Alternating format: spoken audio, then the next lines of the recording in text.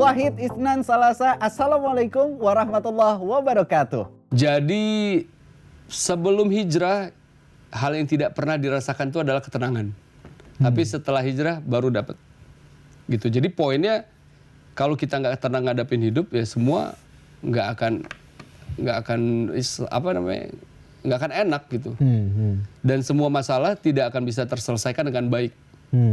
Karena kita nggak tenang. Gitu. Zaman dulu itu ya bayangin, yang pertama tadi anak tunggal. Anak tunggal egonya gede nih. Terus seniman. Ditambah lagi ego seniman. Gitu. Nah, jadi dua ego ini aja udah cukup untuk membuat kita tuh hidupnya gak tenang, hatinya gak tenang.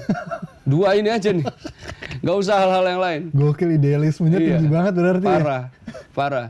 Jadi kalau bukan perkara agama ini, ego ini gak akan hancur. Gitu. Jadi setelah hijrah ini berarti sekarang ego itu lebih bisa terkontrol ya? Ego yang dulunya itu buat diri sendiri, sekarang justru buat orang banyak. Jadi berbedanya di situ. Jadi ketika kita dulu pengen terlihat, gua harus kelihatan sama orang nih. Kalau sekarang enggak, kita pengen orang-orang di sekitar kita ikut terlihat. Gimana caranya nih teman-teman kita nih semuanya nih jadi keangkat semua satu persatu. Iya, jadi naik sama-sama. Gitu sama-sama. Ya? Udah bukan diri sendiri Udah bukan lagi. kita sendiri. Gitu. Nah kalau gitu kenapa teman-teman Drive nggak diajak juga? Karena kan gini, itu kan proses ya. Gitu. Kita balik lagi, kita nggak bisa memaksakan orang untuk secepat itu gitu. Kita cukup memberikan contoh aja. Dan alhamdulillahnya kemarin itu Ana lihat di Instagram, ternyata 2 personil Drive ini di rumahnya Ustadz dari Sulaiman. Udah mulai nih. Ngikutin jalur ente nih. Udah mulai ngikutin nih ya Kak. Kita bilang, oh alhamdulillah, insya Allah asbab hidayah deh gitu. Amin. Amin ya, mudah-mudahan gitu. Terus ngulik gak ke Ustadz dari Sulaiman? Ngapain tuh? Enggak, kan kita komennya di Instagram dia. Oh gitu? Kita komen Instagramnya, Cep, gimana nih Tat? Doain aja deh katanya. Paling nggak udah ada keinginan dulu nih ke sana. Iya. Jadi gitu. Jadi emang ya secara nggak langsung Bang Eda menularkannya itu lewat tingkah laku dan menunjukkannya dengan kebaikan itu tadi ya. Iya. Bukan dengan menceramahi ya. Bukan ceramahi, bukan maksa lu harus ikut gua apa enggak. Kita contohin aja gitu. Jadi sekarang circle-nya Bang Eda sendiri yang tadinya udah mulai menjauh, sekarang balik lagi. Malah lebih banyak. Dan mereka udah ibaratnya mau ikut hijrah juga gitu. Iya. Pelan-pelan. Subhanallah gitu. Ya. Ikhlas benar berarti. Iya, contoh bisa kayak Bang Edwin lah. Bang Edwin kan siapa yang menyangka dia bakalan hijrah? Iya, gak ada yang nyangka dia bakalan hijrah. Orangnya pasti ada kan di sini. Ntar kita tanya sama dia.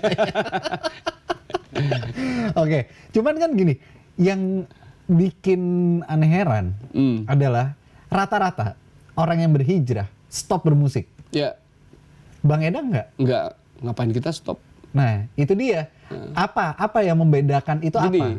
Ya kan karena gini, ada yang berpendapat bahwa musik itu haram, ada yang berpendapat bahwa musik itu nggak haram gitu, nggak masalah. Dan dua-duanya dalilnya sama-sama kuat. Dua-duanya dalilnya sama-sama kuat. Nah, kenapa bisa ikut ke yang sini gitu loh? Karena gini, karena kita kan tujuannya berdakwah nih. Musik ini bisa kita manfaatkan untuk berdakwah juga, gitu. Karena orang ketika mendengarkan musik, mereka tuh lebih gampang masuknya dibandingin mendengarkan ceramah.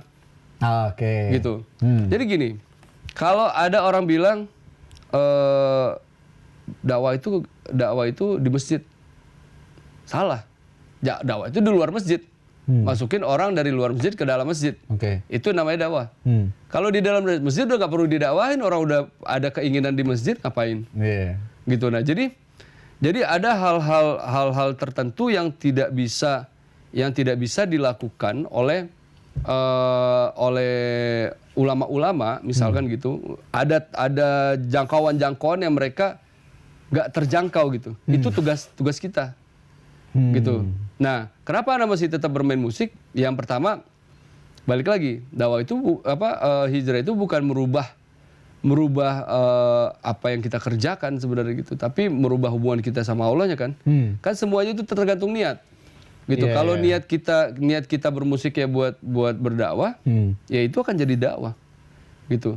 Tapi kalau misalkan suaranya fals terus masih maksain buat nyanyi, ya itu menzolimi orang.